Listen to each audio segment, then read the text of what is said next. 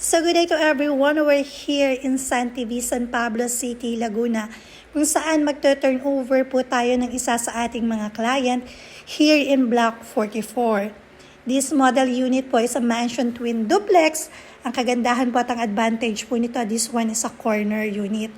This one is matatagpuan po sa ating phase 2. Yan.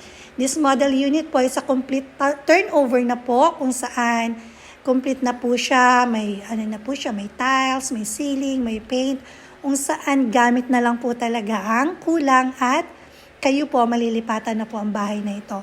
So kaya kung kayo po ay interested for this kind of unit, yan, this coming January 2025, possible na pong mag-open yung ating phase 3 and ganito pong mga model unit yung ating itatayo for our phase 3. Kaya maaari na po kayong mag-line up, pumila, mag-complete ng mga requirements